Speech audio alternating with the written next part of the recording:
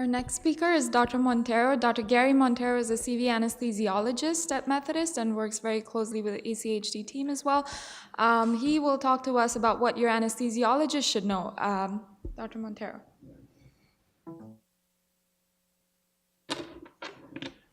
Hi, thank you for having me here today. I'm going to talk about what your anesthesiologist wants to know about you, and then in small print, and what you want to know about your anesthesiologist. We're going to discuss some preoperative information for you guys to let anesthesia know about your medical history, specifically relating to non-cardiac surgery. If you're coming for repeat cardiac surgery, it's already going to be part of the conversation.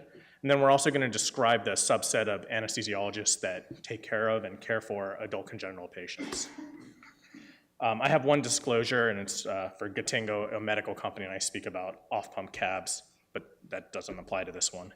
And then I put a little meme up there, which is a lot of times what we get in the pre-op clinic, where patients tell us that they have no medical history, and then the more we pry, we find more and more and more. So who is going to take care of the adult congenital population? So we are here today because there are adult congenital cardiologists, and they put together this great conference. There are surgeons who care for adult congenital patients. In anesthesia, we have a general anesthesiologists, then people do fellowships in cardiothoracic, people do fellowships in pediatric, and then there are super fellowships in pediatric cardiovascular. But to date, there are no subspecialty programs in adult congenital cardiothoracic anesthesia. And recently, one of my fellows used to say, or one of my fellows said, how am I supposed to study for this stuff when I've never seen some of this stuff? So my background is I did my anesthesia training, then I did an adult cardiac fellowship, and then I did a pediatric cardiac anesthesia fellowship. And so I work in an adult hospital now, and I take care of adult congenital patients and adult CV patients.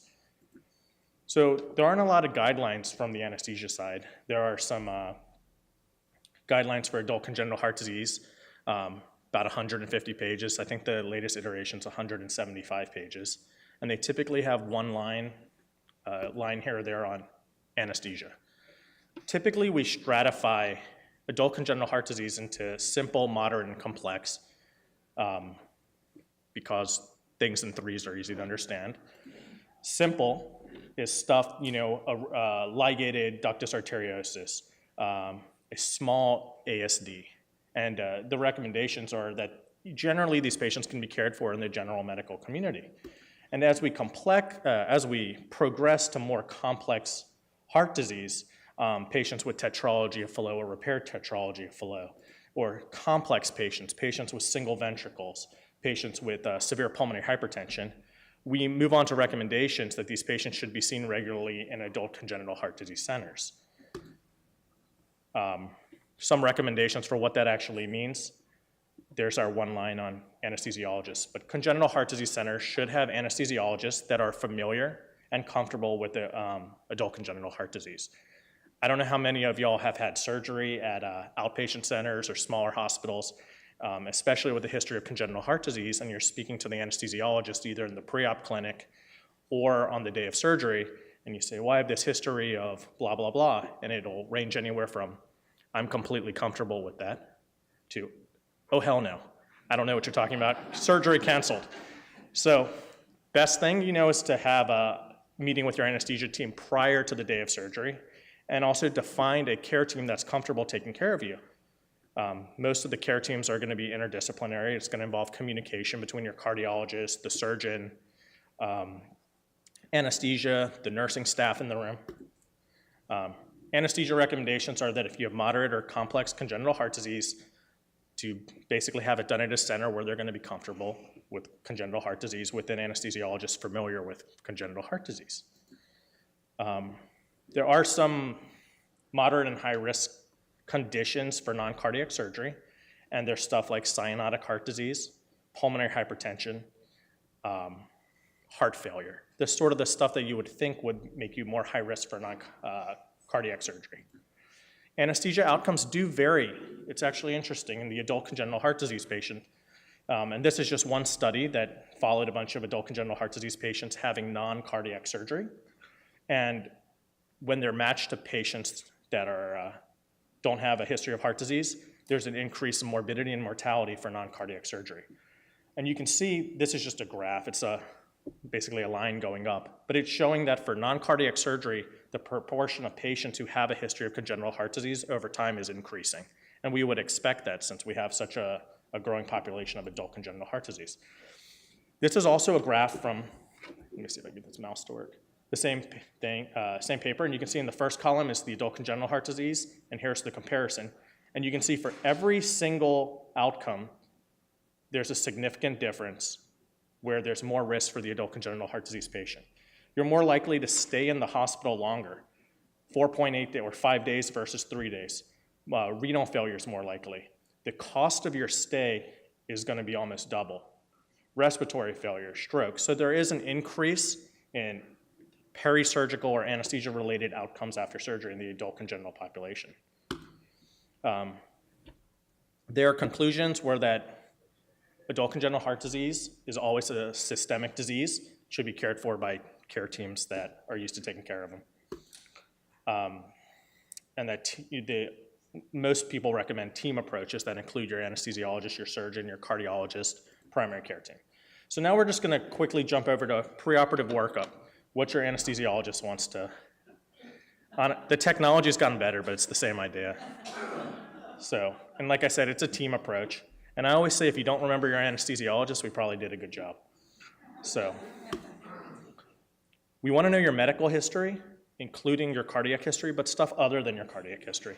Medications that you're currently on, allergies, any problems with your airway. Some of this is just general anesthesia stuff.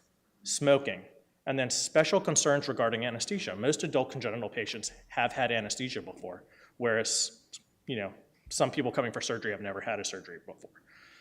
Some adult congenital patients have had multiple surgeries, so they're acutely aware of, after surgery, I had an upset stomach and it was horrible. I had pain, I was jittery, I was shivering, I had a sore throat. I was awake during my surgery, exceedingly rare, people bring it up. Or there's a lot of anxiety associated with anesthesia in the preoperative period. If you know your surgical history, let us know, and this ranges for anywhere from the actual surgical reports to, as people have mentioned before, some people know nothing about their surgical history. If you have imaging, if you have your cardiology notes, do you have a pacemaker, do you have a device? Are you optimized? And what that means, are you as good as you usually feel? Are you doing your normal stuff, or are you getting short of breath when you walk around the house? It's very common where people say, I get short of breath when I walk around the house. Well, is that normal for you? Yes. Or is that normal for you? No. If it's not normal for you, maybe we want to investigate that before we have elective surgery. Recommendations, non-cardiac surgery. Basically, all these are just different ways of saying that you should be taken care of by a care team, and that there are things that are considered high risk, and there are single ventricle pulmonary arterial hypertension, heart failure symptoms we want to work up and optimize before surgery. Again, anesthesia should be individualized. For more complex patients, often this means meeting with your anesthesia team before the day of surgery. So it's great if you're having a procedure, if you're having a knee scope. If you have the opportunity to try to meet with your anesthesia team before your knee scope, which is a very minor surgery, most people wouldn't even think of showing up ahead of time, but you don't want to have your surgery delayed or canceled on the day of surgery because the team that happens to be there that day is unfamiliar with your medical history. We talk about the degree of monitoring anesthesia. Standard ASA monitoring typically just means checking your saturation of your blood, a non-invasive blood pressure cuff. But as the procedures get more advanced and as the patients get more complex, we have varying degrees of invasive monitoring during surgery.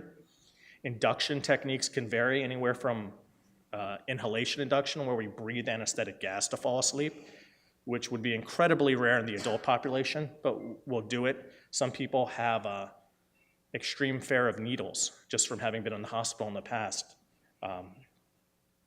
So we may avoid placing an IV before we go to sleep and do it afterwards. There are individual techniques for how do we maintain your anesthesia.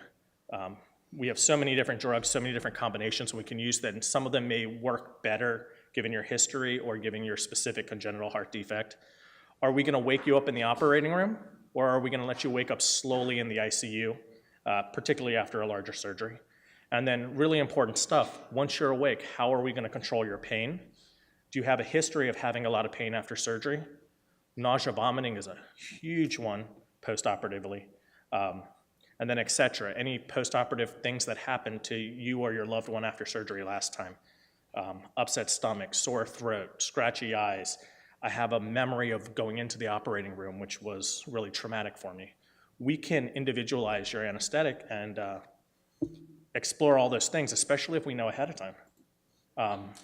And then if anybody has any questions, I'll be around all afternoon if y'all want to talk about anesthesia. And then remember, keep calm and blame anesthesia if anything goes wrong. So thank you for your time.